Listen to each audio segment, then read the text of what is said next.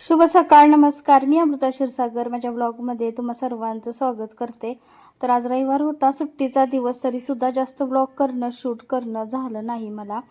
आणि खरं तर मोठा ब्लॉग व्हायला होता पण नाहीच केला. आणि देवपूजा वगैरे छान अशी इथं ना करून झाली. तर मला गहू ना निवडून दळायला टाकायचे होते. घरची गिरणी असून सुद्धा हलगर्जीपणा त्यामुळेच होतोय खरं तर. आणि गुलाबाचं फुल न तोडल्यामुळं छान असं उमललेलं ना झाडावरती 5-6 दिवस झालं राहिलेलं तसंच आहे. आणि इथं गाडी वगैरे चार्जिंग लावलेली चालले. माझं गहू दळायला टाकले, निवडून असं दळायला चालू आहे. आमचा चालू आहे अभ्यास. गाडी लावली चार्जिंगला आणि भाजी झाली, चपाती करायची अजून. कोबीची भाजी चपाती झाल्यात. गहू टाकले ते दळायला, गहू चाललंय. तर गिरण खूप तापले म्हणून थांबवले मध्येच. आता म्हटलं जेवण तोपर्यंत करून घेऊया. सगळं निवडून वगैरे झालं होतं माझं. इकडं असं ताक पण केलंय. जमलं तर कढी नाहीतर मग ढोकळा करावं म्हटलं होतं. बघू, ढोकळा शक्यतो करी नका. तर आता ह्यांचं तर जेवण झालंय, मग आता कोण कढी तर खाणार, नाहीतर मग संध्याकाळपर्यंत ठेवायला लागते. मग संध्याकाळीच करावं लागेल. बघू आता काय तर करून टाकायचं. आता जेवण करणार आहे मी, या जेवायला. तर इथं भाजायचं चालू आहे ठेवलं.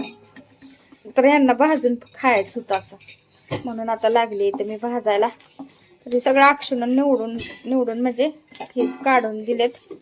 आता भाजून ना मग खायचं. आणि आज रविवारचा दिवस, तर भाज्या सगळ्या संपल्या होत्या. रविवारचं ना भाजीपाला आणायचा असतोय.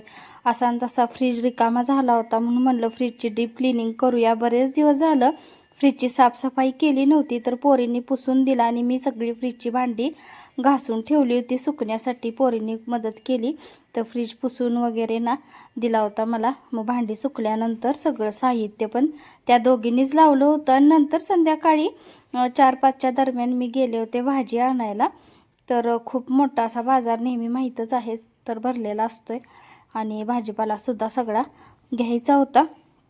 आणि हे बघा सगळं ताजा आणि फ्रेश असा भाजीपाला. तर काय काय लागायचं होतं ते सगळं घेतलं.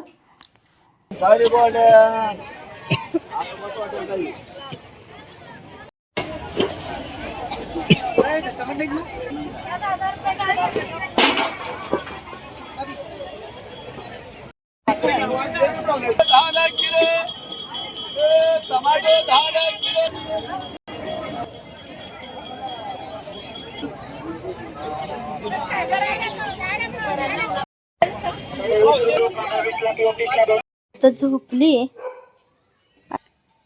भाजी वगैरे घेऊन आणून भाजी सगळी भरून ठेवली. आणि भात आणि भाजी आता केली. आता जेवायचं आहे. आणि अनु पण आज ना कंटाळली होती, दिवसभर नुसते. आणि आज माझी तब्येत थोडीशी ठीक नाही आहे. आणि अनु पण आज झोपली लवकरच.